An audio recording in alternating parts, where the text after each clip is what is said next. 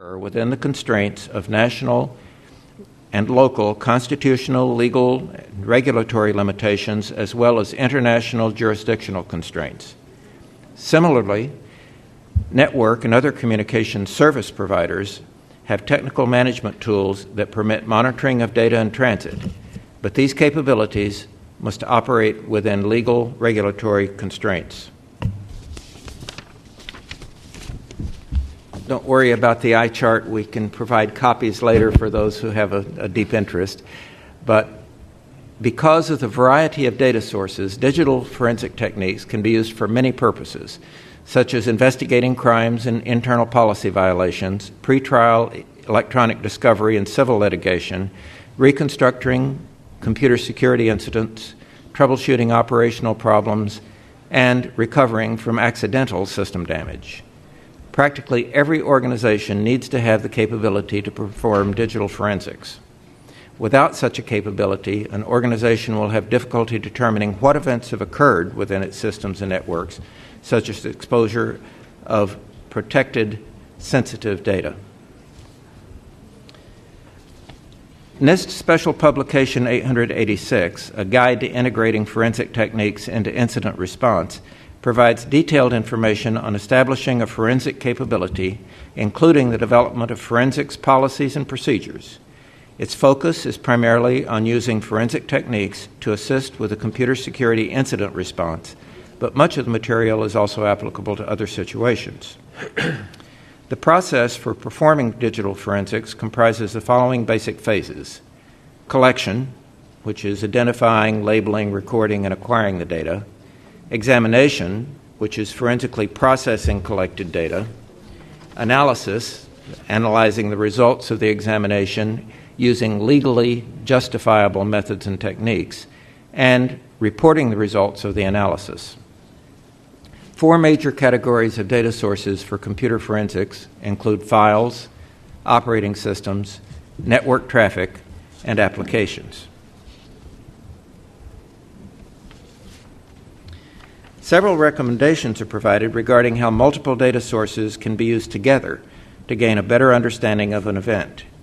Implementing these recommendations should facilitate efficient and effective digital forensics activities. Organizations should ensure that policies contain clear statements addressing all major forensic considerations, such as contacting law enforcement, performing monitoring, and conducting regular reviews of forensic policies and procedures. At a high level, policies should allow authorized personnel to monitor systems and networks and perform investigations for legitimate reasons under appropriate circumstances. Organizations should create and maintain procedures and guidelines for performing forensics tasks based on the organization's policy and all applicable laws and regulations. Organizations should ensure that their policies and procedures support the reasonable and appropriate use of forensic tools, and legal advisors should carefully review all forensic policy and high-level procedures. Organizations should ensure that their IT professionals are prepared to participate in forensic activities, and in addition, management should be responsible for supporting forensic capabilities, reviewing and approving forensic policy, and approving certain forensics actions, such as taking mission-critical systems offline.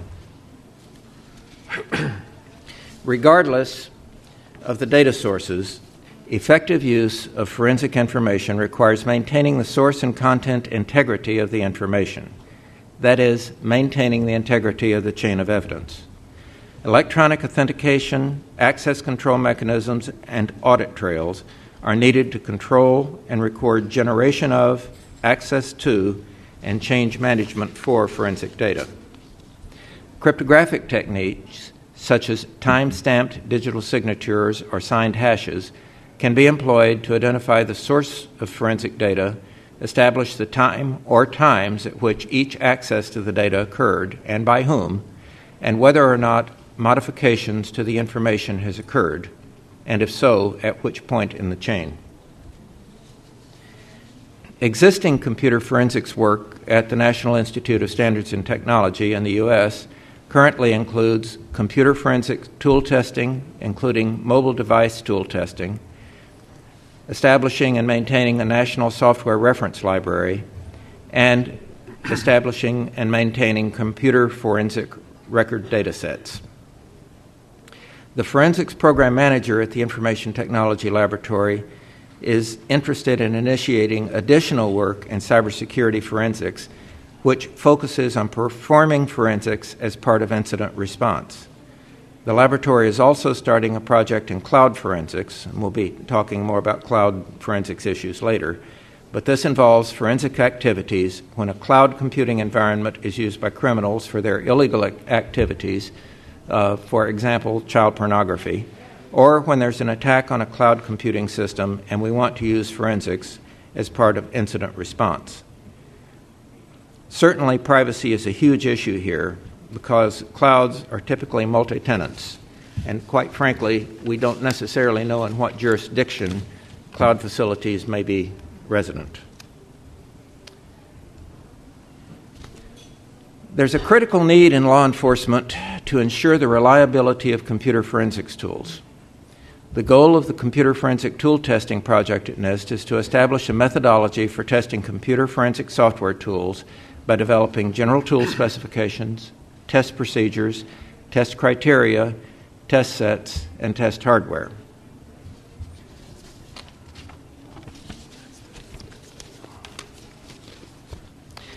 Frequently during a forensics examination, data is discovered on the target medium that's not part of any active or visible file. Although this data can still be examined, as would be done for unallocated space, identification and recovery of data associated with a particular file in its original form would provide additional useful information. An example of this would be where an undeleted and recovered graphics file is viewed, thus potentially providing more information than a simple string search. To reconstruct deleted files within a forensic setting, three fundamental problems have to be addressed by a deleted file recovery tool. First, the files that have been deleted have to be identified and located. Second, from the file system perspective, data that is being recovered is latent and needs the assistance of a tool for recovery of the data. And third, the potential uncertainty present in any recovery effort leads to a reduced level of confidence in the information recovered.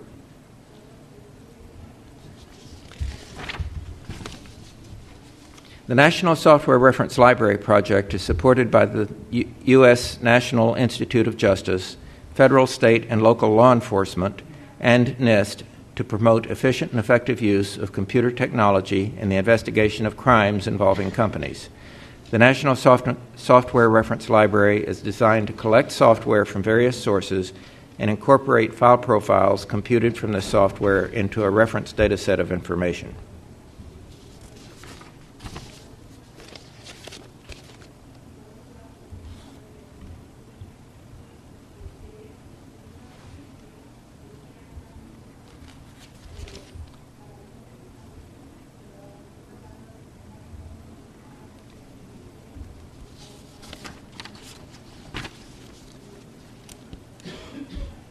Investigations could use the computer reference forensic data sets in several ways. This includes validating software tools used in their investigations, equipment checkout, training investigators, and proficiency testing of investigators as part of laboratory accreditation. Each type of data set has slightly different requirements, and most data sets can be used for more than one function. There are a number of references and resources available. I can, again, provide links later, but there is a site, csrc at nist.gov, and www.cftt.nist.gov. We'll be happy to provide the links to this presentation and to any of the reference documents as you need. Thank you.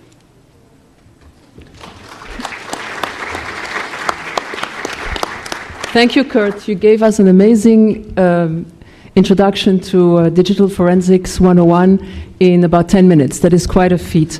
We will now try to dig deeper into some details. As you mentioned, even deleted data can be recovered. And in order to find evidence, this is a very important aspect of digital forensics, because most of the time, important evidence will be deleted. This was the case in the famous Enron case. A lot of important evidence was found in deleted data. So I'm turning now to Gustavo Betarte. Gustavo Betarte is the Chief Technology Officer at Tilsor and a researcher and professor at the Engineering School of the Universidad de la República in Montevideo. So, Gustavo, yeah. How do you recover deleted data, and does it create privacy issues? Yeah.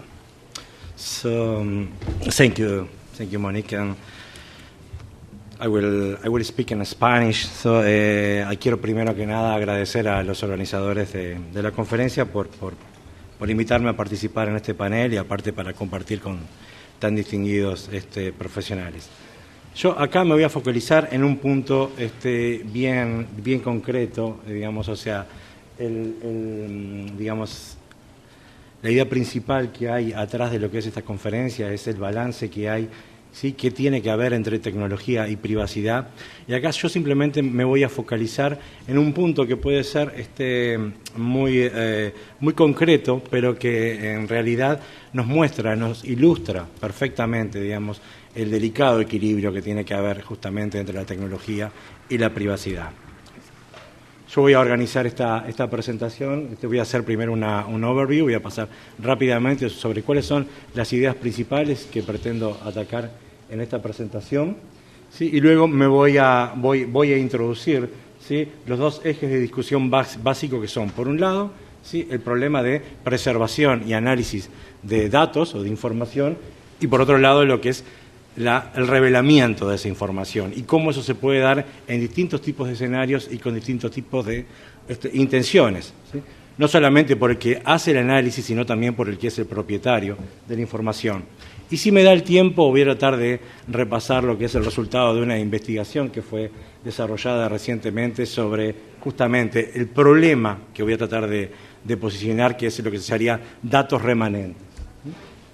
O sea, el punto principal es el siguiente, ¿sí?, que el uso de cualquier sistema computacional moderno, y con eso acá voy a estar hablando de notebooks, de personal computer, de tablets, de tablets, de smartphones, ¿sí?, es que en general, digamos, el uso que hace un usuario de un dispositivo digital o electrónico como esto, por lo general deja trazas, ¿sí?, deja información que permite de alguna forma poder entender, recuperar e inclusive identificar el tipo de actividad que ese usuario, ¿sí?, hace con ese dispositivo. ¿Okay?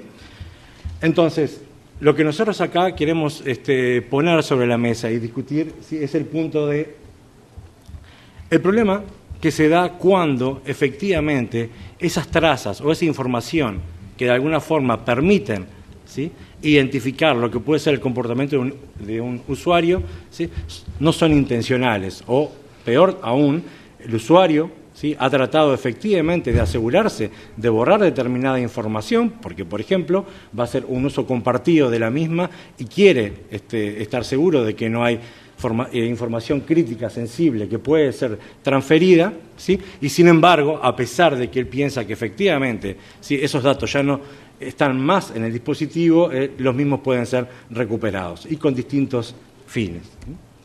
El punto es que, un poco ya y basándonos en lo que planteaba Kurt, ¿sí?, de alguna forma, ¿sí?, él nos ilustraba en cuanto a lo que tiene que ver, ¿sí?, lo que son los conceptos básicos de análisis forense, ¿sí?, y los procedimientos que son ejecutados en un análisis de este tipo.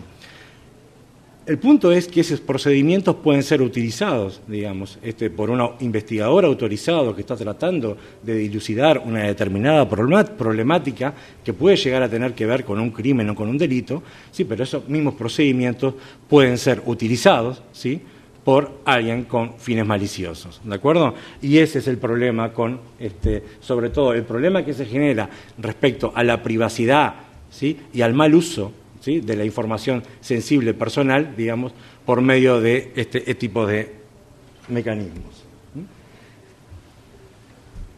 Hay un punto que es importante, digamos, y todos, ¿sí?, sabemos que preservar información, ¿sí?, en los repositorios digitales, ¿sí?, de nuestros sistemas computacionales, ¿sí?, puede ser crítico, puede ser un elemento sumamente importante para el desarrollo de distintos tipos de actividades que tienen que ver con el mantenimiento, ¿sí?, de ese dispositivo. Por ejemplo, o sea, el clásico login que uno hace de información en este tipo de dispositivo, uno lo puede, ¿sí?, utilizar para recuperarse luego de una falla de un sistema, o, por ejemplo, para analizar un evento, un incidente que ha transcurrido, ¿sí?, y tratar de entender, cuando estoy hablando de un incidente, básicamente estoy hablando de un incidente de seguridad, ¿de acuerdo?, y tratar de entender cómo fue el mismo desarrollado, cuál es el origen, ¿sí?, y por otro lado, ¿sí?, uno puede directamente, ¿sí?, utilizar esa información para auditar, para tratar de ver cómo determinados sistemas satisface,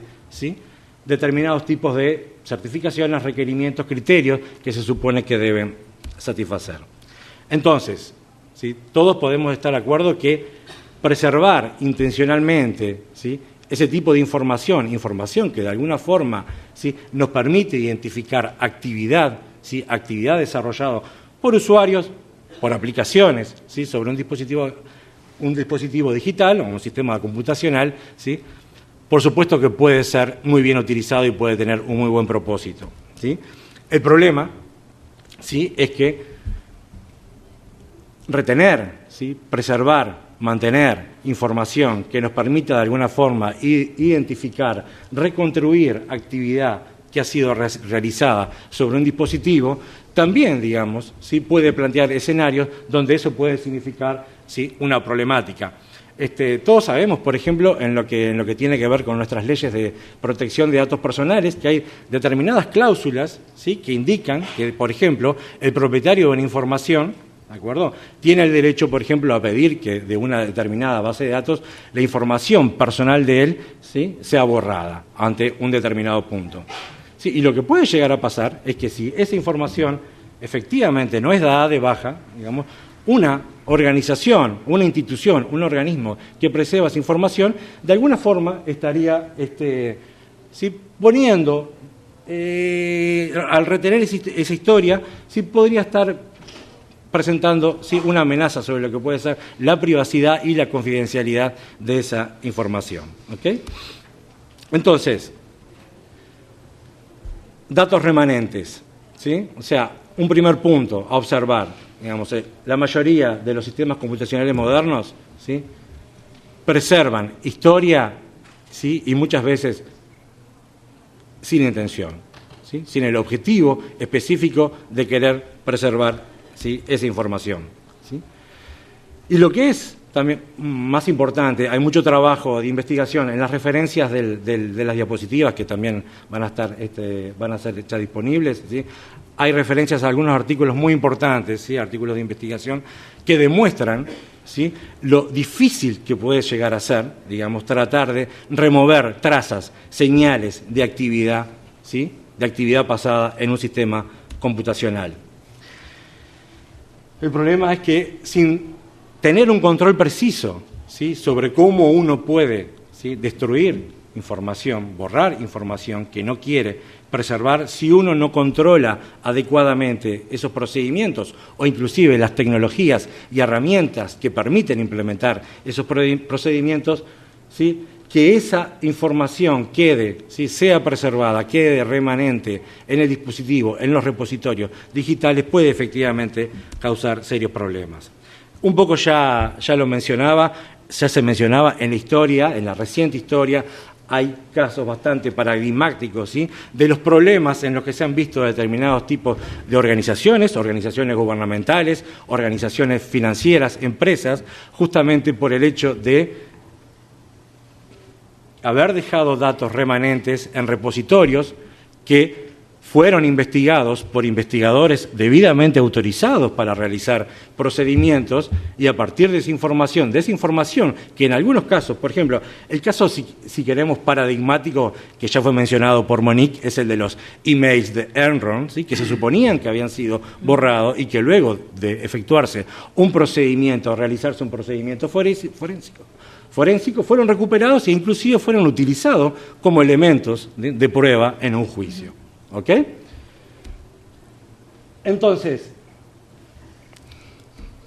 podemos tener distintos tipos de escenarios, ¿sí?, donde se puede dar una retención de datos no intencional, ¿sí? Una empresa, digamos, puede, por ejemplo, violar regulaciones sobre privacidad no intencionalmente, simplemente, ¿sí?, dejando, ¿sí?, permitiendo que haya determinada información, determinados datos que permanezcan, ¿sí?, en una tabla, una tabla de una base de datos o en un sistema, en un archivo de un sistema de archivos, ¿sí? Claramente, digamos, se dan escenarios donde los analistas, ¿sí?, investigan este tipo de repositorios digitales, ¿sí?, y pueden recuperar información, ya sea de computadoras perdidas o robadas, ¿sí?, y que en ese proceso, digamos, pueden llegar a acceder a información sensible y revelar esa información, digamos, de alguna forma que posiblemente, digamos, haya sido retenida en el repositorio sin intención, ¿sí? Y bueno, obviamente los investigadores autorizados puedan recuperar data de este tipo, ¿sí?, por equipos, ¿sí?, que han sido intencionalmente capturados para ser analizados ante la presencia o ante la posible sospecha de un determinado crimen, ¿sí?, o delito. Generalmente la información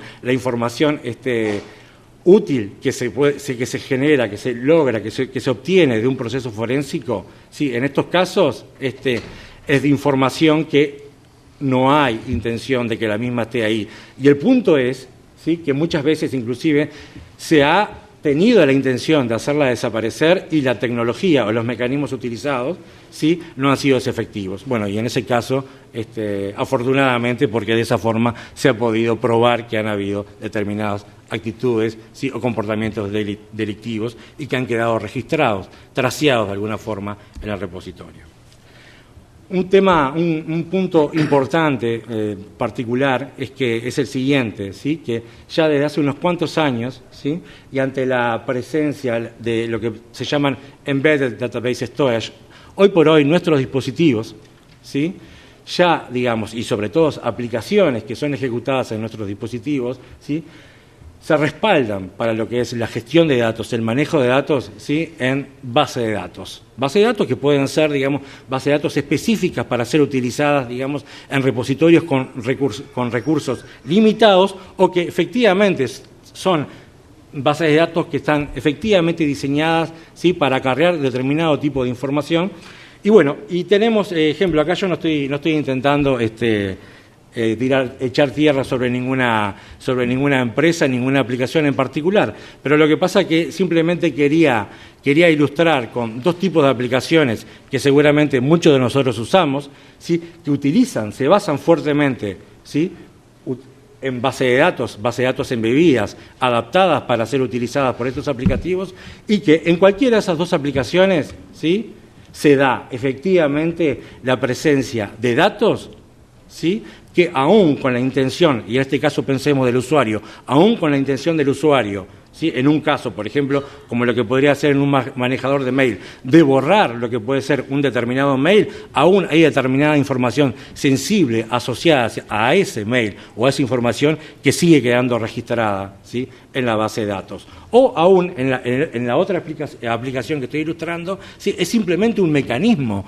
que implementa la aplicación y que utiliza una base de datos para de alguna forma proveer una funcionalidad, digamos, que de alguna forma es beneficiosa para el usuario, ¿sí?, simplemente haciendo una especie de upgrade de esta noción de cookie, que es una noción de memoria por sesión, pero preservando esa información a través de sesiones. Sin embargo, de esa forma, ¿sí?, el usuario, ¿sí?, está dejando información, ¿sí?, disponible en esa base de datos aún sin saberlo, porque obviamente, ¿sí?, la información de una sesión dice mucho sobre la actividad que un usuario desarrolla sobre un determinado dispositivo digital.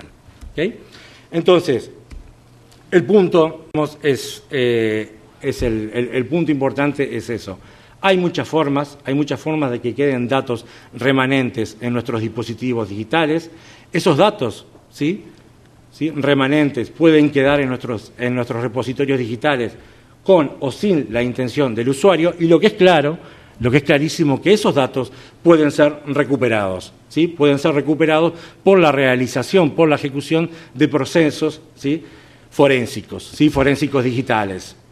Claramente, ¿sí?, cuando esos procesos, ¿sí?, son realizados, como ya mencioné, por un investigador autorizado, se supone, digamos, que la presencia de esos datos remanentes, si es que efectivamente se hace un manejo adecuado, ¿sí?, de la información sensible personal, se podría decir que es aceptable, ¿de acuerdo? Que esos datos de alguna forma están ayudando en la investigación y sirven a un buen propósito, ¿de acuerdo? El problema es cuando esos mismos, ¿sí?, procedimientos, ¿sí?, son realizados, son ejecutados, son llevados a cabo por un actor malicioso no autorizado, ¿sí?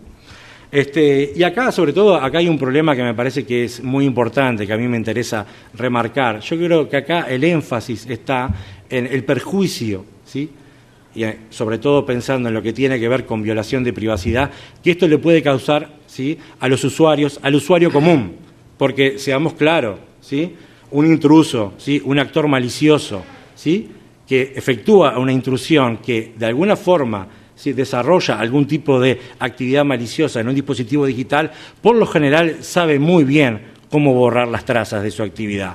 Están mejores capacitados y manejan herramientas adecuadas para efectivamente, ¿sí?, cuidarse de no facilitar la tarea forénsica y no dejar, ¿sí?, elementos que puedan identificar su actividad.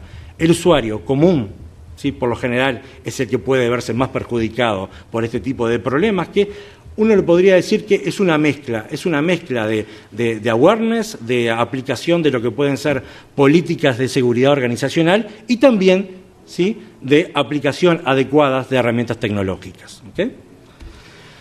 Entonces, básicamente, y simplemente estoy pasado, so I'm over my time, yes, right, so I will finish here. So, el punto es el siguiente, ¿sí?, y que es el punto sobre todo a atacar desde el aspecto mucho más técnico. Generalmente, la posibilidad de que esos datos queden remanentes, ¿sí?, en nuestros repositorios digitales, con o sin intención, se debe a un problema, ¿sí?, fuertemente tecnológico, en cuanto que por lo general, ¿sí?, eso se da porque esa información no es correctamente manipulada, ¿sí?, por las interfaces, ¿sí?, que los manufacturadores le pueden dar a un usuario para manejar sus aplicaciones, ¿sí? Y esos datos quedan accesibles a un nivel, ¿sí?, inferior a lo que es la interfase, y donde, digamos, se da un modelo de amenaza, un modelo de ataque, digamos, donde tanto, ¿sí?, un administrador de sistema como un investigador forense, como, ¿sí?, un especialista o como un intruso, pueden llegar, y obviamente tratan de llegar, bypaseando lo que pueden ser las interfaces clásicas de una aplicación o una base de datos. Y termino por acá. Thank you, Gustavo.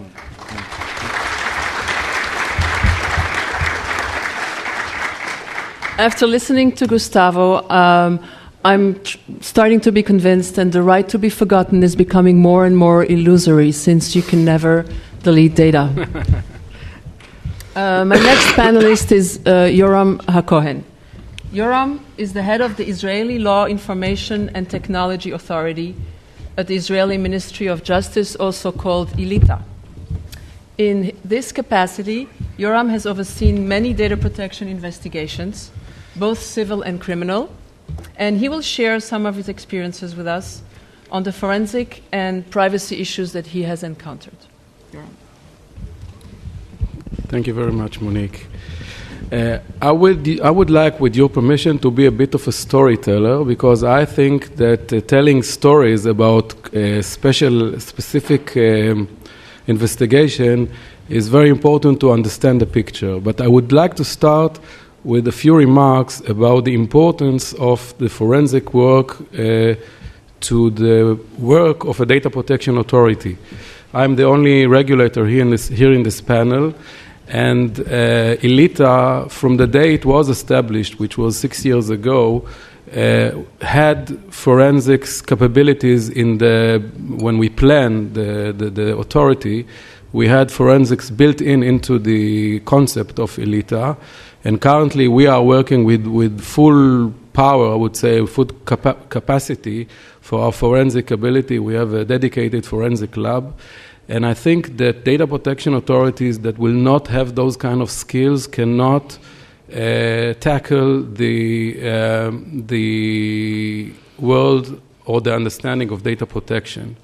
Because if you want to either do inspection within a premises of a body that you want to inspect, you want to understand you have to understand the software that is being used. You need to be able to analyze the database. You have to be able to collect information and to keep the evidence chain for the administrative work. I'm not talking about the criminal work, that I will talk about it later, but I'm talking about the administrative work that is being done by data protection authorities. And data protection without forensic capabilities is a crippled one. And this is, I think, an important message, and my colleagues in the data protection community knows this attitude, and I think that most of the data protection authorities either have or are building now those kind of skills, because you cannot do data protection without that. So this is, and for that, by the way, you need 5 particles. You need the proper hardware. There is specific hardware that is used for forensics in order to keep the evidence or chains. You cannot use just ordinary computer devices. You need the proper software. Again, software has to be accredited either by procedures like the one in NIST or by other institution that can give kind of a certification for the chain of evidence of the software. You need talented employees that really knows how to operate those software and hardware device and know the forensic work. You need to have powers to apply forensic tools, because in most of the jurisdictions, doing computer seizure and search is something which is the legal arrangement is different than the one that relates to physical particles. So you need to have the relevant legal power to do so, and you need to have the proper procedures to apply those powers and to be able either to build up the investigation case or to build up the criminal case and to bring it into court.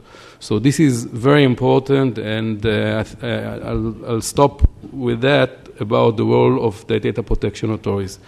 I said that I want to tell 2 stories. The first one is a mayor in a northern city in Israel, very close to the place where Jesus walked on the water. And he had some internal fight with his internal auditor at the municipality. So he calls in the leading forensic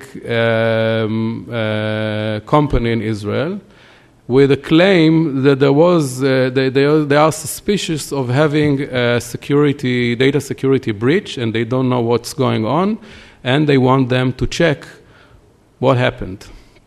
So this forensic company is entering into the municipality premises and copying the full exchange and file server of the municipality, take the whole server to their lab, and comes out with 3 mailboxes of 3 employees in the municipality.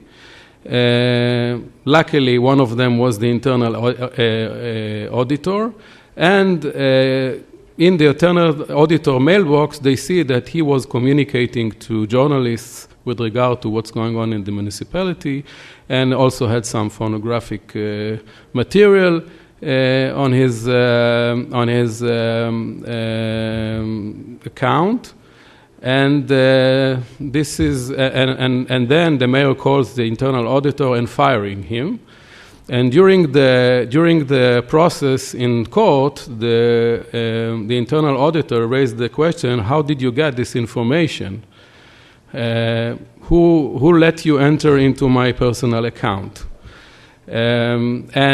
This issue is raised with a complaint to the Israeli police. And as an investigation has been conducted, in that part, Elita, as the data protection regulator, was involved from the point of view of Attorney General, from the point of view of prosecution, because there was some issues which related to law and technology and privacy, and they knew about our expertise, so they called us in to give kind of an expert to advise for the case.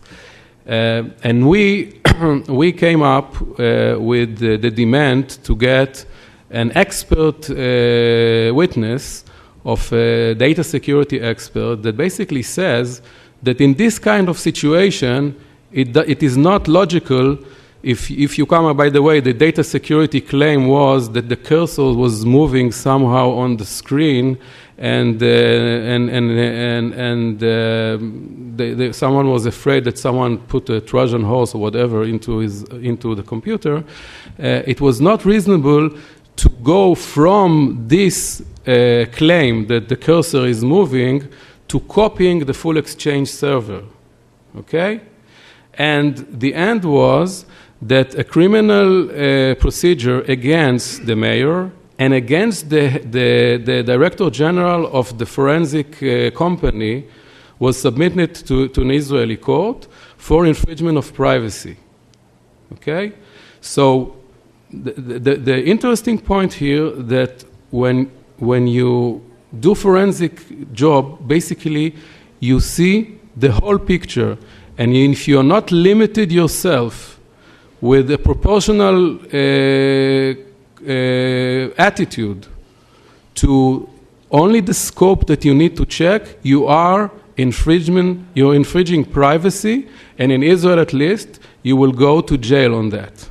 Okay? So this is, and I think, by the way, it's probably a very precedential case in Israel, but I think that you can learn it from other places. This is a very powerful tool, and you have to use it with really a lot of limits on the use of the tool. The other story that I would like to tell is related to the advantage of using forensics in the role of a data protection authority, and specifically in criminal investigation. I don't know how much of you heard the story about how the case with the Israeli population registration. I'm not going to go into the full details, but in short, we conducted the criminal investigation of the whole population administration database of Israel was stolen from the Israeli Ministry of Interior and passed a few hands up to a situation where someone opened a website that basically encouraged people to download a database, an application, with 9.2 million records of the Israeli populations, and to do all kind of searches on this information. The information was names, ID numbers, birthdays, addresses, and family relations, names of parents and ID numbers of the parents of the whole Israeli population. Terrible story from the point of view of privacy. But from the forensic point of view, we conducted a very sophisticated, I would call it cyber investigation, because what happened is the last criminal, the one that uploaded the information to the website, was using the common techniques to hide behind the internet anonymity, using proxy servers, Tor services, false names, Google Gmail accounts that when we addressed Google to get the content of the mailbox that basically was used in order to communicate with the people who were downloading this illegal database. So we were told that this mailbox is addressed from Canada and Japan, thus Israel doesn't have jurisdiction on this box and we cannot get information about it. So he was very sophisticated on those issues. We managed to solve the case with a small mistake that he was doing. I address you to Monique's website. There is a full description of about this case that we gave last year in Mexico. But from the forensic point of view, the important point was that once we had a lead that led us to the potential offender, and we addressed him. He was a 22-year-old kind of a hacker. He kept silent. He didn't talk at all. Once we started to speak to him, he kept silence. That is right according to the law. But the one who spoke, and spoke very loudly, were his computers. Because when we applied the forensic work on the computers that we says in his premises, in his home, in his university, he had, by the way, a cloud account in Gmail, so we're talking about things like that. We found the forensic work found the correlation between the physical person that appears in front of us and the digital identity that was published on the web, which was totally different. And this was due to a lot of forensic work that was allocating the information and searching for all kind of search terms that we knew, and we found out that this email address is used in this account and that way, and then it gave the whole picture. So currently, we are in a criminal procedure in the Israeli Magistrate Court that basically the whole file against this person is forensics. It is the analysis of the information that we collected that basically connects to the true identity of the person. So there's no question, I think, with expert here in the panel probably would agree that when we are talking about cyber criminals, forensics is the tool to bring people into justice. You cannot do anything. Those guys know how to hide very well, and if you do not know those kind of tools, you won't be able to get anyone to court.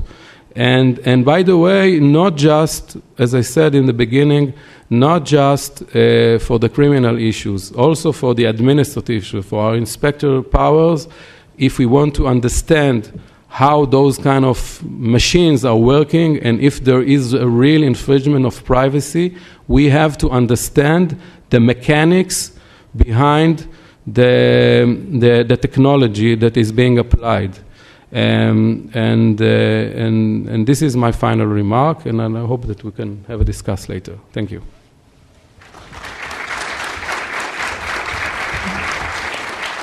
Thank you, Yoram. Yoram very well illustrated how important digital forensics are in the enforcement of privacy. And I applaud all of you who are here. If you're interested in privacy, you should be interested in digital forensics. So bravo. Now we're moving on to higher spheres. We're moving to the clouds.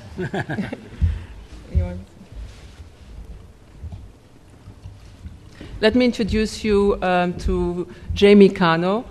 Jamie is Chief Information Security Officer at Ecopetrol and teaches at the Universidad de los Andes in Bogota, Colombia. Jamie is going to give us an overview of the cloud computing environment and will explain if and how forensics can be done remotely without having to physically examine the hardware. I do my lecture in Spanish. So, bien, muchas gracias primero al comité organizador por la invitación y por estar participando con este conjunto distinguido de expertos en estos temas. Mi presentación es como académico de la Universidad de los Andes en el grupo de investigación que tenemos en la facultad, se llama el GECTI, que es el grupo de investigación en comercio electrónico, telecomunicaciones e informática. Y esto es parte de lo que estamos desarrollando como investigación en nuestro grupo. Y la pregunta en el fondo es lo que ya hemos visto primero con Kurt acerca de los conceptos básicos, que NIST lo tiene bastante bien explicado con sus documentos. Lo que acaba de mencionar Gustavo sobre los datos remanentes.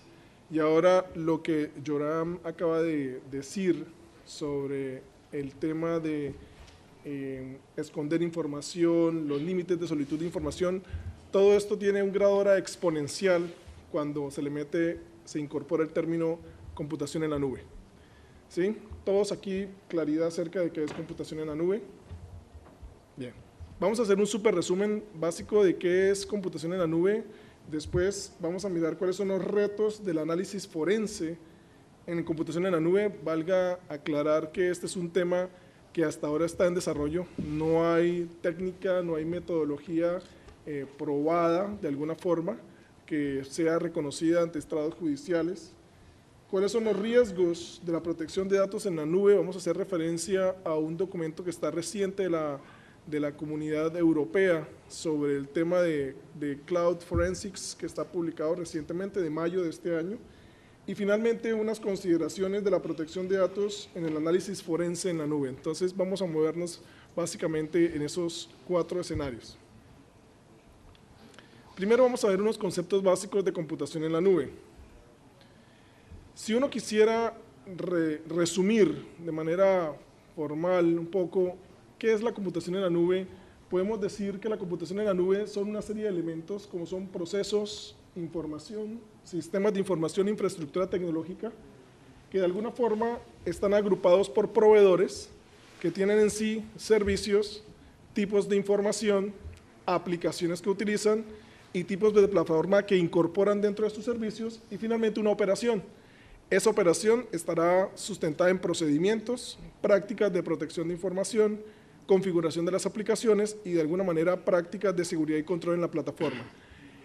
Es como un análisis donde uno, de alguna forma, cloud computing evoluciona el término de cómo hacer gestión de tecnología de información. La gestión de la tecnología de información desde los años 70 ha venido evolucionando y este es un paso natural que venía aplazándose de alguna manera en el área de tecnología para que finalmente tengamos a un tercero técnicamente administrando nuestra infraestructura y nuestras cosas.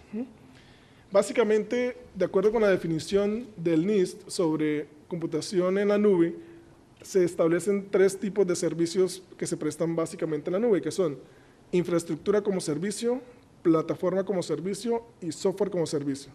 Lo que vamos a ver a continuación es el detalle de cuando ustedes dicen voy a contratar infraestructura como servicio, qué es lo que contratan y qué tienen bajo su control y qué no.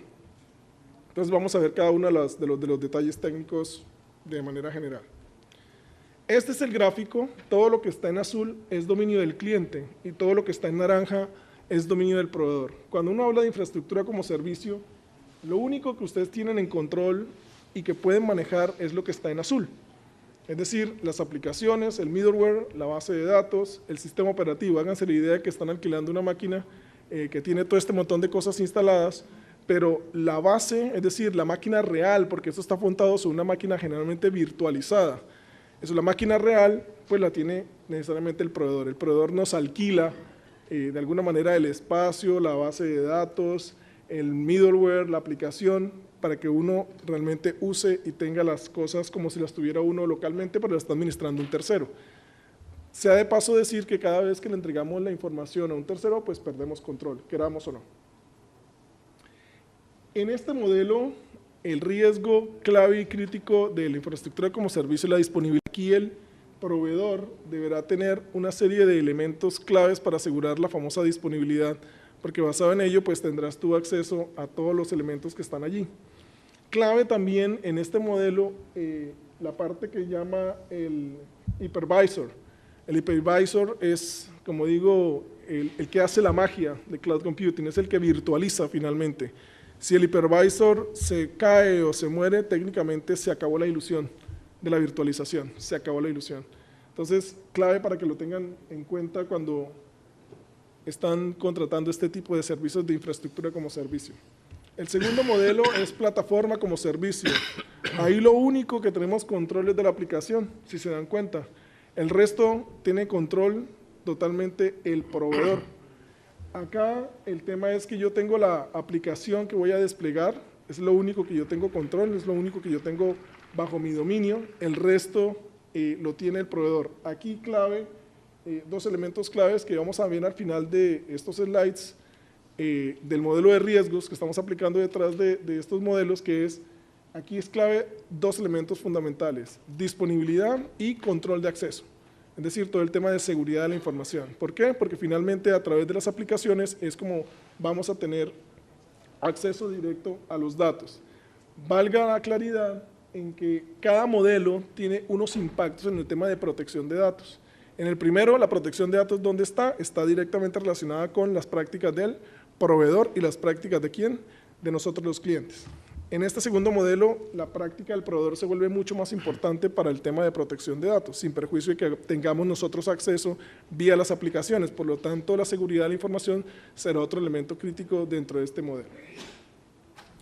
Y finalmente, el software como servicio, que es lo que al final muchas organizaciones han optado hoy por hoy, que es lo único que tenemos realmente bajo nuestro control son los datos. Es lo único, el resto todo es alquilado, todo lo tenemos bajo control del proveedor. Aquí es realmente una de las famosas promesas de valor de cloud computing, que es volverme mucho más ágil, es decir, que el proveedor al tenerlo todo me puede proveer cualquier tipo de manejo o de actualización o de sugerencia que pueda hacer de manera rápida para poder desplegar cualquier tipo de servicio en menos tiempo de lo que tendría cuando uno está en el área de tecnología. Ustedes creo que pueden conocer rápidamente una experiencia de una frase que escuché recientemente. Decía, si usted quiere hacer que un proyecto tenga problemas, involúcrate ahí. Y si quiere que el proyecto fracase o el proyecto se acabe, meta a los abogados. Entonces, aquí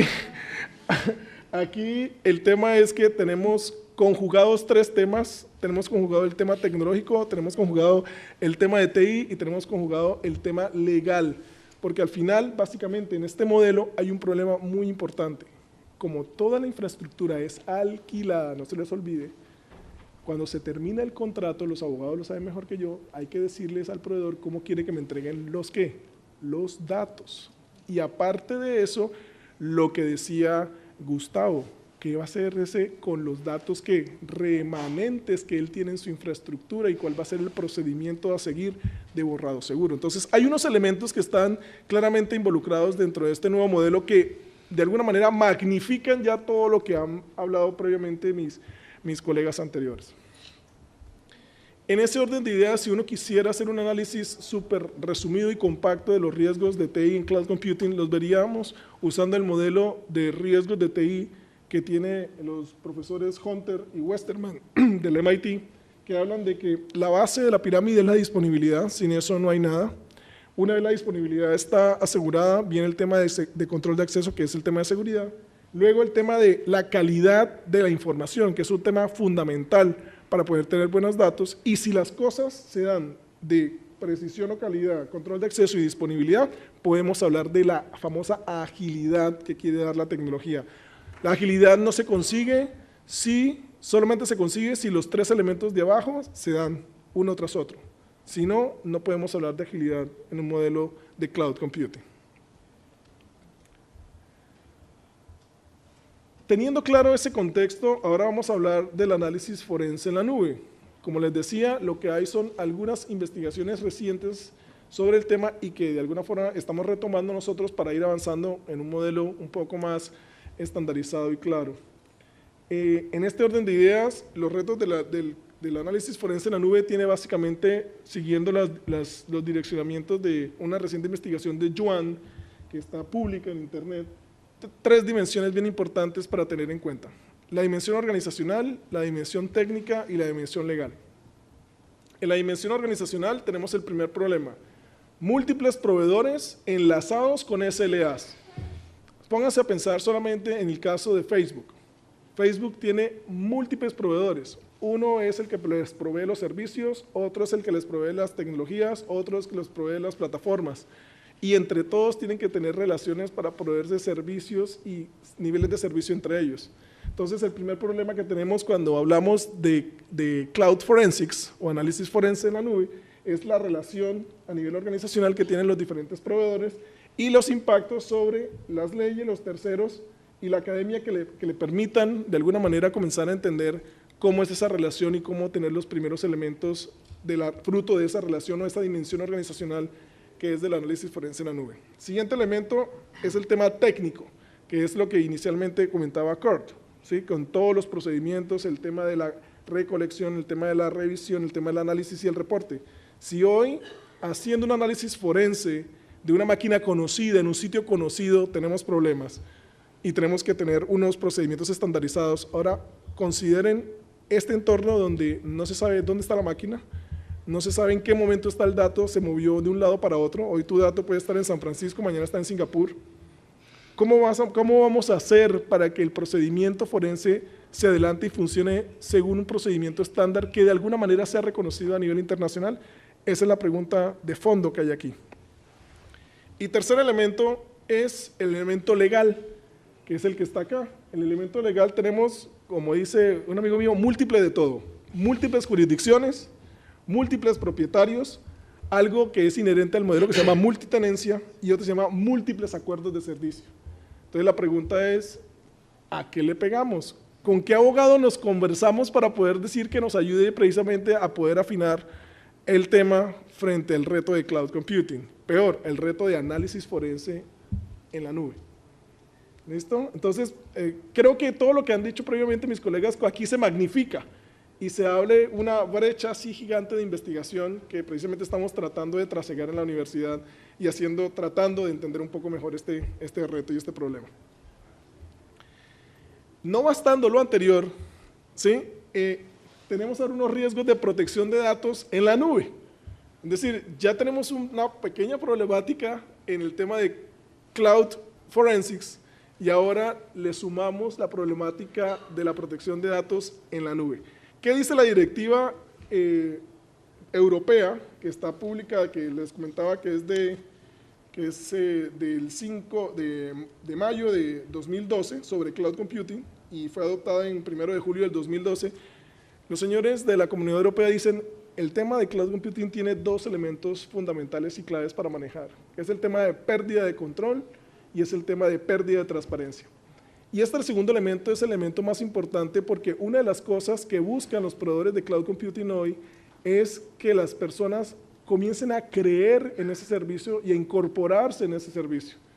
Pero no todos se van a montar rápidamente a la nube.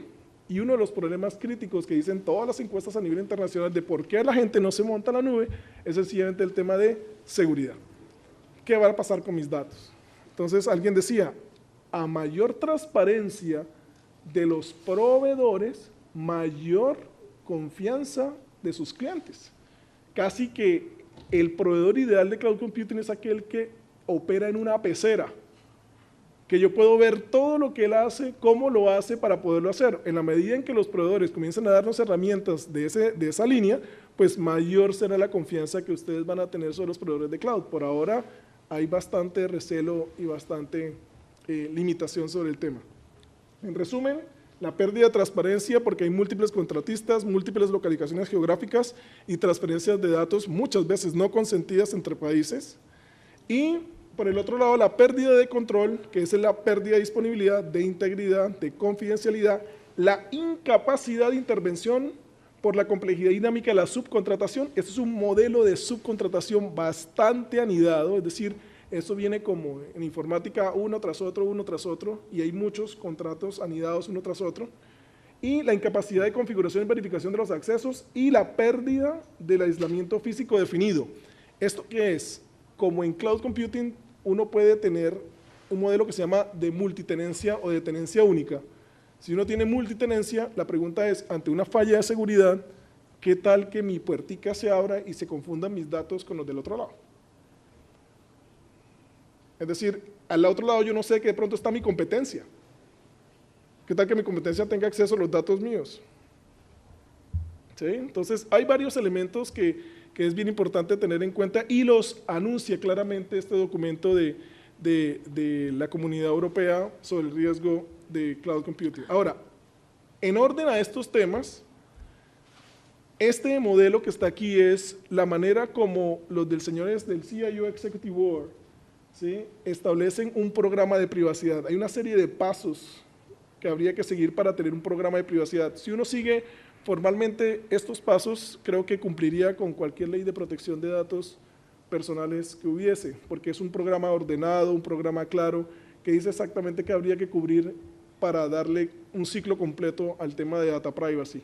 El tema básicamente va a que se tiene un ciclo completo donde se determina el gobierno, se establecen las leyes aplicables, se establece una valoración de los activos, se establece una creación de procedimientos y políticas, se despliega todo un tema de entrenamiento, se verifican los protocolos de seguridad, se desarrollan los protocolos de transferencia de datos, se asegura el cumplimiento de las terceras partes, se desarrolla todo un plan de atención de incidentes, particularmente orientados ¿a qué? A la protección de datos personales, se hace un monitoreo y auditoría del programa y nuevamente empieza la estructura de gobierno y es un ciclo que se repite de manera formal todo el tiempo.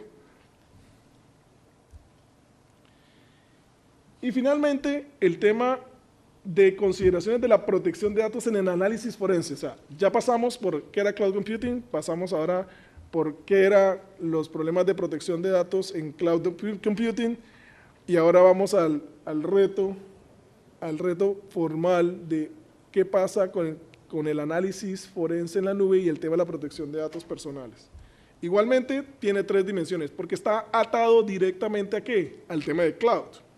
¿Sí? Está atado directamente al tema de cloud. En la dimensión organizacional tenemos este ciclo que está aquí, que es el ciclo del profesor Shaw, y el profesor Shaw dice que para efectos de poder cumplir de alguna forma los temas de protección de datos, básicamente de manera general, uno debería identificar y revisar los estatutos y regulaciones aplicables a la organización, primera cosa. Segundo, identificar y analizar las fuentes potenciales de responsabilidad. Es un ejercicio que muchas veces en las organizaciones no hacemos porque no tenemos el barrido completo de los activos críticos o sensibles.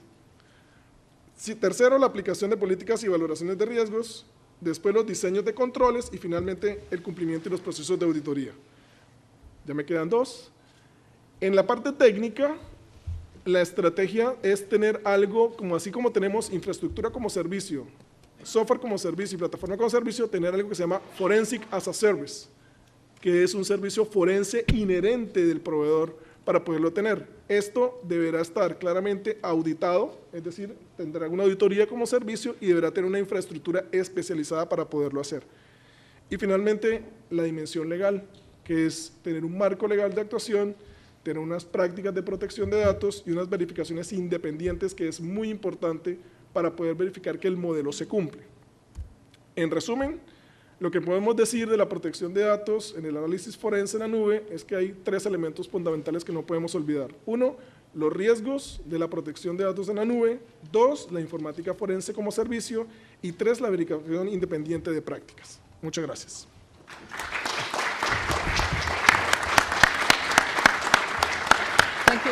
Thank you, Jamie. Thank you for giving us a glimpse into the amazing complexity of forensics in the cloud. But you talked only about the forensics in the cloud in a business context.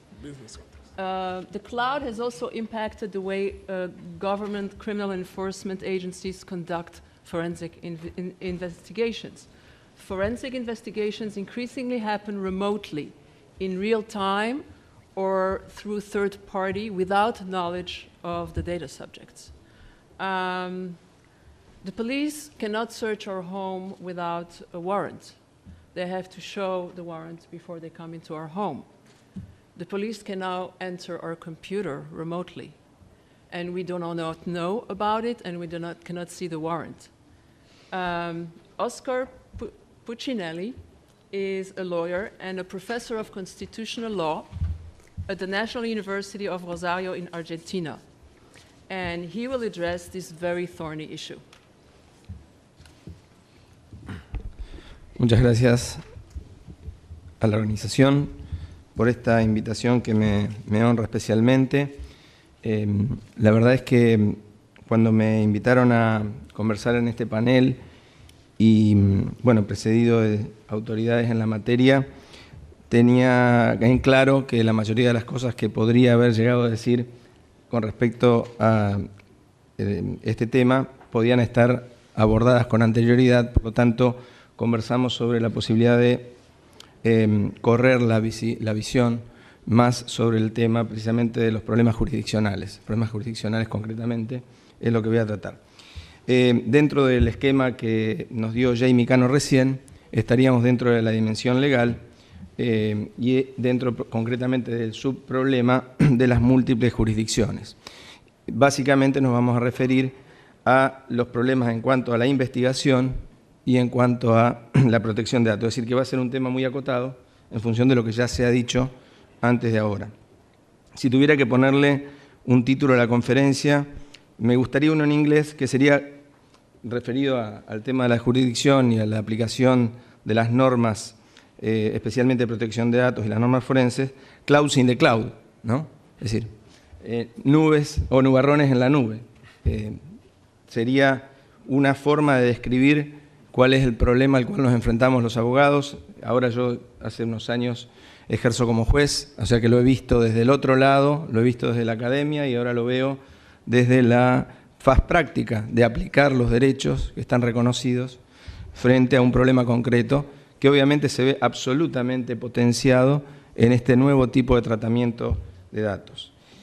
Si uno tuviera que establecer tal vez algunos breves principios, yo diría que para resolver estos temas tendríamos que tener menos normas que sean más claras y obviamente que no sean ni superpuestas ni contradictorias.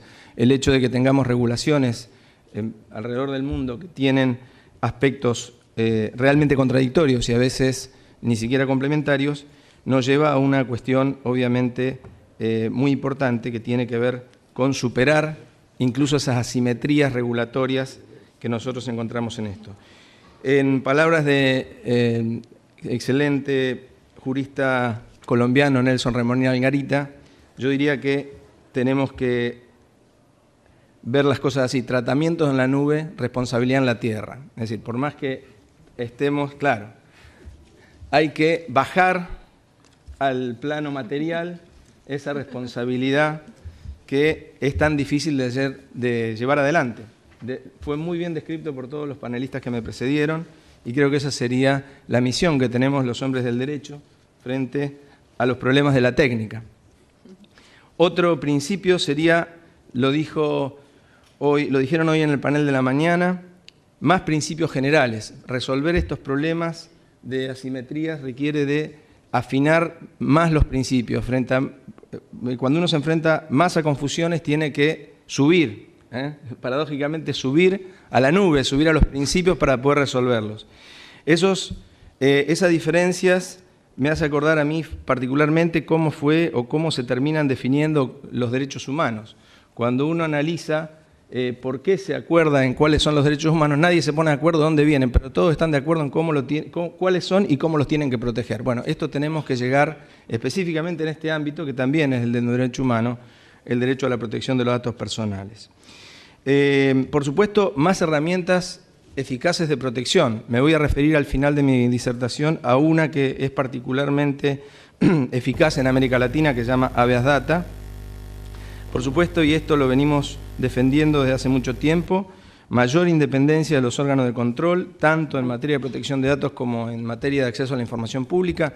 En los paneles de la mañana se habló estrictamente sobre el problema o la conexión estrecha que hay entre el acceso a la información pública y la protección de datos, y en ambos casos hace falta más claridad. Más claridad, más independencia y, por supuesto, más participación ciudadana en el control para definir estos aspectos. También, por supuesto, tendremos que decir que debe haber más cooperación, no solo global, sino especialmente regional. Tal vez a través de las cooperaciones regionales, a través de los, como está demostrado de alguna manera en el ámbito europeo, se pueda llegar luego a soluciones globales. Por supuesto que hay que tener una solución internacional, global, completa, pero tal vez esto no se pueda llegar sino a través de acuerdos regionales que después generen acuerdos globales. Esto también no excluye algunas cuestiones que tienen que ver con nosotros. Tratamos de tirar todos los problemas a los gobiernos o a los legisladores, etcétera, pero también tiene que haber mayor responsabilidad, no solamente de los gobiernos en cuanto a regulaciones, herramientas de protección, sino de los usuarios y, como bien se destacó, a los proveedores de servicios en la nube, como ya se requería de los proveedores de servicios en general, más ahora con estos problemas que genera la cloud computing. Se ve, como se fue señalando con anterioridad, la cloud como una solución casi perfecta a los problemas informáticos de estos tres actores: usuarios, proveedores, gobiernos. Estos son, se facilita el almacenamiento, la gestión a través de aparatos que prácticamente terminan funcionando como meras terminales. El problema es que nuestros datos, los sistemas, generalmente no están depositados en nuestros aparatos, y a veces, por supuesto, aquí es muy necesario que los fabricantes de software, de hardware, colaboren, sobre todo con esto de la privacy by design que se viene hablando tanto, ¿no? Así como para, de algún modo, favorecer esos controles. Hay nuevos riesgos que son derivados no solamente de las nuevas herramientas de tratamiento de datos, los smartphones, ya se dijo, los iPads, los apps incorporados en los smartphones, todas estas nuevas terminologías, open data, big data, metadata, etcétera, que generan geolocalización, estos nuevos problemas que no estaban presentes, por lo menos a manera generalizada, tal vez una década atrás, ni siquiera, seguramente eran imaginables, pero no eran temas que eran presentes. Bueno, estos generan, estos nuevos riesgos generados por nuevas herramientas, y además la misma o la propia estructura de la nube son las que provocan estas nuevas amenazas o problemas que tenemos que asumir. El problema es que el marco jurídico va siempre detrás. Esto ya fue descrito también en la mañana. El marco jurídico, los abogados podemos ir por delante en algunas cosas, pero en esto siempre vamos por detrás. Es absolutamente imposible pensar que en todo el mundo nos vamos a anticipar. Tal vez sería hasta bastante ilógico pensar que en algún lugar del mundo nos vamos a anticipar a estos problemas. Creo que primero surgen los problemas tecnológicos y todos nosotros vamos detrás a ver cómo lo resolvemos cuando ya esos problemas volvieron a cambiar. Estamos, por ejemplo, en América Latina todavía discutiendo, y en mi provincia, en Santa Fe, se aprobó hace 3 años una ley referida a el Do Not Call Registry, ¿no? Es decir, el registro no llame. En cualquier momento ya nuestros teléfonos van a tener toda la metadata necesaria para que directamente no tenga que yo ponerme en un registro, sino que quien me llame primero pueda tener esa exclusión, es decir, esta exclusión esté hecha directamente por defecto en mi aparato. Es decir, que creo que todavía esto no se implementó en el caso de mi provincia. Cuando se implemente ya vamos a estar por detrás, el problema va a ser completamente diferente. Decíamos, el marco jurídico está provisto de herramientas legales que son limitadas. Limitadas en el ámbito espacial, ya vimos los problemas jurisdiccionales, algo nos vamos a referir ahora, pero evidentemente el gran problema que genera la cloud computing, que ya lo agrega a los anteriores, no es nuevo, sino que está potenciado, es el problema de la interjurisdiccionalidad, la efectividad de las decisiones que se puedan adoptar. El ámbito temporal, lo que decía recién, las novedades que podemos ir incorporando a nivel legal terminan siendo antiguas cuando se empiezan estas a aplicar. También estas asimetrías que decíamos entre los distintos marcos y, por supuesto, como se dijo antes, las limitaciones en materia de recursos humanos. El cibercrimen tal vez está mucho más avanzado que los investigadores forenses, que generalmente quedan retrasados no solamente en las herramientas, sino en cuanto a herramientas jurídicas, no solamente herramientas técnicas. Las diferencias entre las investigaciones forenses tradicionales y las actuales radicarían en, básicamente, para simplemente sintetizar lo que se dijo antes, primero, que la adquisición de datos es ahora más dificultosa. Segundo, que la cadena de custodia es más compleja. Tercero, que es imprescindible la cooperación de los servidores de servicios de la nube. Los servidores de servicios de la nube, sí, perfecto. Cuarto, que las herramientas forenses actuales son inadecuadas para el proceso sobre datos en la nube. Y quinto, la dificultad de acceso en general a, como dije antes, a las distintas jurisdicciones. Siguiendo con el marco jurídico, la cloud es una clara manifestación de un ambiente internacional con una multitud de leyes contradictorias. La legislación, en definitiva, frente a este fenómeno, que por supuesto es un fenómeno auspicioso. Nosotros siempre tenemos que aclarar en las conferencias, no necesariamente en estas que todos manejamos esta temática, pero en las conferencias dadas para público en general, que no es posible visualizar las temáticas de tratamiento de datos como si fueran elementos negativos. Esto es absolutamente positivo. El problema es cómo ponerle el cascabel al gato, ¿no? Por decirlo de una manera figurada. La cloud es un gran avance, pero es un avance que hay que limitar como todos los anteriores. Decíamos, esta legislación debe balancear las necesidades del law enforcement con los de los usuarios y los proveedores de servicios en la nube. Los usuarios reclaman practicidad y privacidad. Los proveedores de servicios en la nube deben ser previsibles y deben tener normativas uniformes que sean aplicables en todo el orbe. Los gobiernos deben, por supuesto que hacen uso de la computación en la nube y tienen que contribuir, por supuesto, a ese control y a la investigación, por supuesto, de los delitos cometidos. Aquí en el uso se da también la gran importancia del derecho de acceso a información pública y de la protección de datos. Muchos gobiernos pondrán los datos nuestros en la nube y eso también tendrá que ser objeto de una regulación absolutamente transparente y controlada. El problema que también tenemos en materia legal es que la adopción de las normas son temporalmente inversas. Es decir, primero hay reacciones judiciales frente a problemas concretos porque el legislador está, no digo dormido, pero está adormecido frente a tantas cosas que tiene que regular y por lo tanto recién vendrá por allí una reacción legislativa. Tal vez eso genere una reforma constitucional y finalmente lleguemos al plano convencional. Cuando llegamos al plano convencional, lo que ocurre es que ya toda esa legislación quedó absolutamente obsoleta. Hoy por hoy, si bien estos marcos son absoluta e innegablemente útiles, el Convenio 108, la Directiva 9546, son herramientas que están en plena revisión, que fueron muy útiles en algún momento, que lo siguen siendo, pero que efectivamente son parcialmente eficaces para enfrentar estos problemas en la nube. Diríamos aquí también hay un marco legal nebuloso, el Cloudy Legal Environment, diríamos en la terminología, para seguir jugando con las palabras, ¿no? A nivel regional e internacional tenemos, gracias, a nivel legal regional e internacional tenemos obviamente mayores avances en los países tecnológicamente más avanzados, obviamente Estados Unidos, Canadá, la Comunidad Europea, por mencionar solo algunos, no quiero hacer una limitación en esto, que que han realizado fructíferos avances pese a tener marcos legales diferentes. El sistema continental europeo, el sistema norteamericano son sustancialmente diferentes. Sin embargo, han logrado acuerdos importantes a lo que me voy a referir inmediatamente.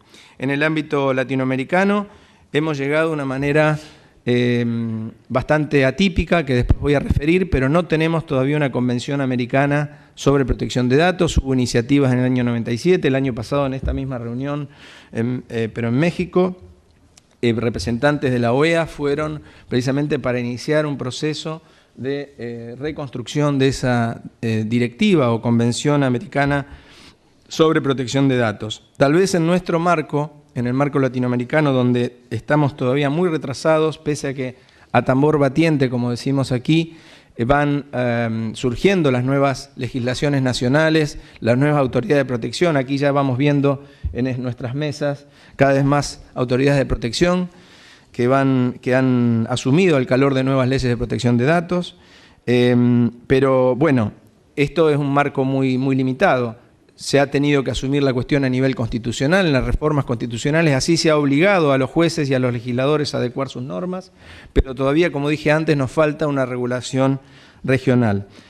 Desde luego que aspiro a una regulación internacional, pero con que empecemos por eso en América Latina, creo que estaríamos bastante mejor que lo que estamos ahora. Sí tenemos un marco, el marco de la Convención Americana sobre Derechos Humanos, entre otras convenciones, que en el artículo 13 podríamos decir que tiene implícito este derecho, pero esto no está dicho todavía así por la Corte Interamericana de Derechos Humanos, máximo intérprete en la región, que sí ha abordado temas muy importantes respecto del derecho a acceso a información pública y relacionados con la privacidad, donde en el caso Claude Reyes versus Chile en 2006 estableció marcos muy importantes que son aplicables en todas las naciones americanas que han aprobado y aceptado la competencia de la Corte Interamericana. Sería deseable una sentencia de la Corte Interamericana que con ese poder hacia abajo, con ese control de convencionalidad que ejerce, pueda de algún modo obligar a los países que todavía no se han sumado a este marco a adoptar esas decisiones que le faltan. Decíamos entonces que hay algunos esfuerzos en el ámbito europeo, tenemos que destacar simplemente algunos, obviamente es múltiple la legislación en el ámbito de la Comunidad Europea, simplemente refiriéndonos a la investigación, como anticipamos antes, la Convención relacionada europea de cibercrimen, adoptada por el Consejo de Europa en Budapest en 2001, que entró en vigor en julio de 2004 y tiene 47 países a los cuales se le aplica, incluidos los Estados Unidos. Esto es un esfuerzo también de cooperación internacional. La idea es, en esta materia, en materia del crimen internacional, para poder hacerlas efectivas, unificar las reglas sustantivas, los tipos penales, que este es el gran problema, el principio de legalidad penal, cuando no hay en las distintas jurisdicciones los mismos tipos penales. Ese es el primer reto. Y el segundo, la unificación de las reglas procesales que aquí, a partir de esta convención, encuentran herramientas, obviamente complementadas, para decirlo rápidamente, porque el tiempo se va acabando, obviamente por la Convención Europea sobre Asistencia Mutua en Asuntos Criminales, que ya viene de 1959 y tuvo una nueva edición en el 2000. Obviamente la European Evidence Warrant de 2008, las guidelines o líneas guía para la cooperación entre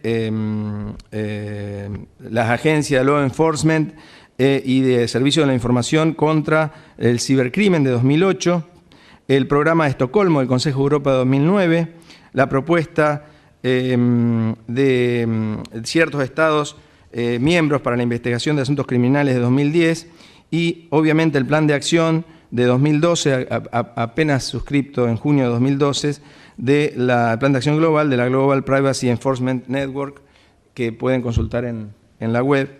Es decir, hay una serie de herramientas de cooperación en materia de cibercrimen que están dando sus frutos, pero que todavía, como vemos, son muy pocos los países que forman parte de esta región, de estos instrumentos.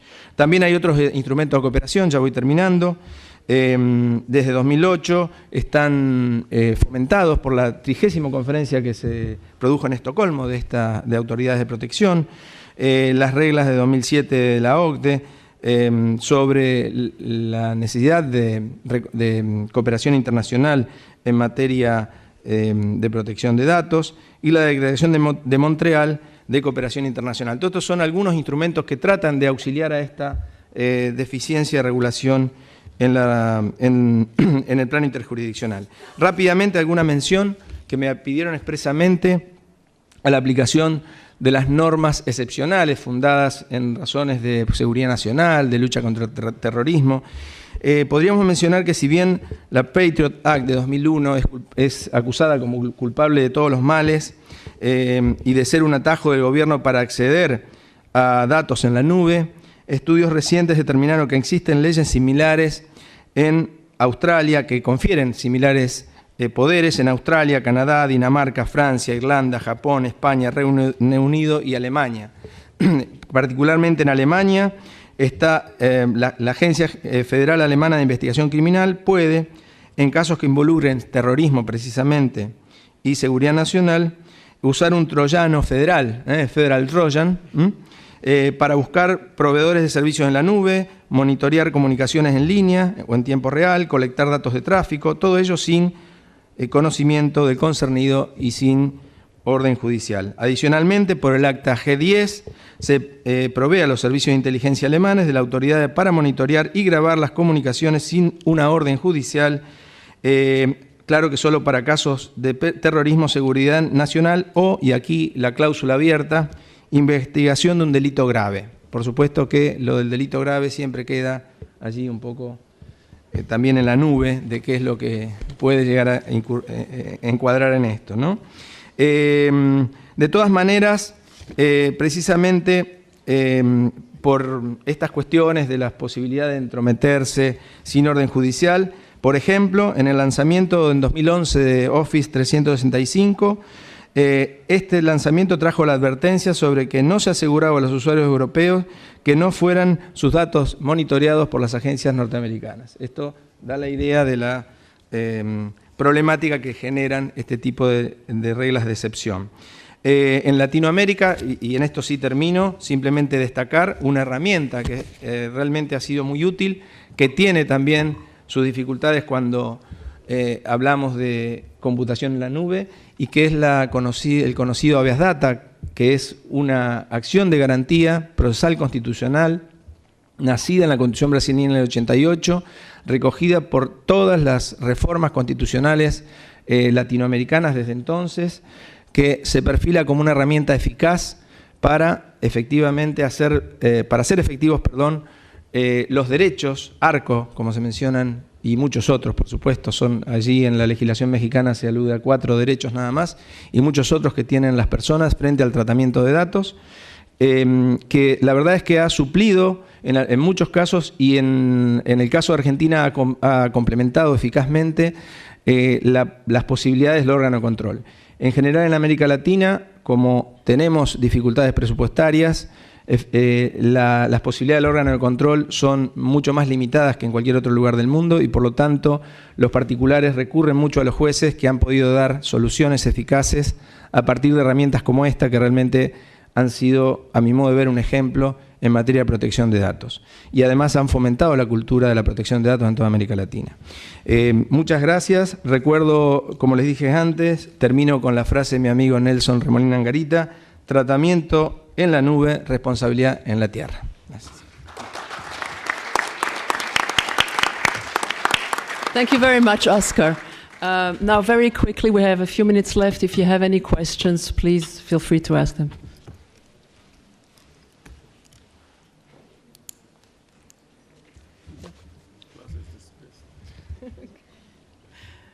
No questions? I guess we covered. Oh, okay.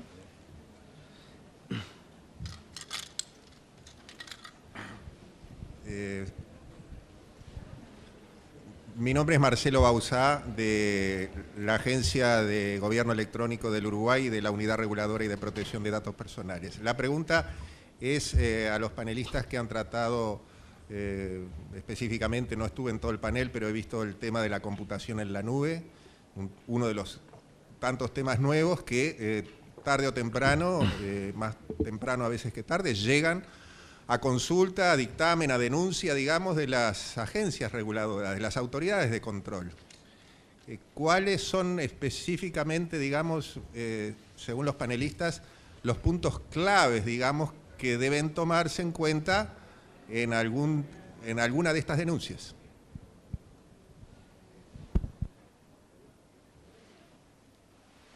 Anybody wants to answer? No, so? Okay. Go ahead. Jamie? Bien, gracias Marcelo por la pregunta. Esto tiene que ver un poco desde la perspectiva del proveedor. Un primer elemento clave que debe tener el proveedor, de hecho en eso está trabajando en este momento la Cloud Security Alliance, tratando de tener un criterio homogéneo para certificar proveedores de cloud computing. En ese proceso de certificación deberán tener elementos concretos que permitan apoyar las autoridades internacionales y nacionales en cualquier tipo de investigación o solicitud que ellos se hagan. Pero a la fecha, en este momento, todavía dicha certificación está en desarrollo, no existe como tal. Por lo tanto, cada gobierno y cada estado deberá hacer las solicitudes del caso para que cada proveedor pueda proveer lo que se requiera frente a un tema de investigación particular que tenga cada nación. Importante tener en cuenta particularmente que los proveedores en este momento, digamos, están en un estado de madurez que no es el más adecuado. Están apenas transitando los primeros pasos de la madurez en cloud computing y estamos surtiendo los problemas normales que tiene ese proceso de madurez, que es afinar todos los términos legales, afinar todos los términos jurídicos y afinar, digamos, los términos tecnológicos, más en el tema de proveer servicios más estandarizados que tener la plataforma virtualizada. Entonces, en ese orden de ideas, creo que vamos por buen camino, pero creo que en este momento pues, serían que las autoridades conversen de alguna manera o convoquen a los proveedores de cloud computing para que las autoridades o los reguladores comiencen a solicitarles qué es lo mínimo que ellos esperarían para apoyo para hacer sus ejercicios normales de regulación.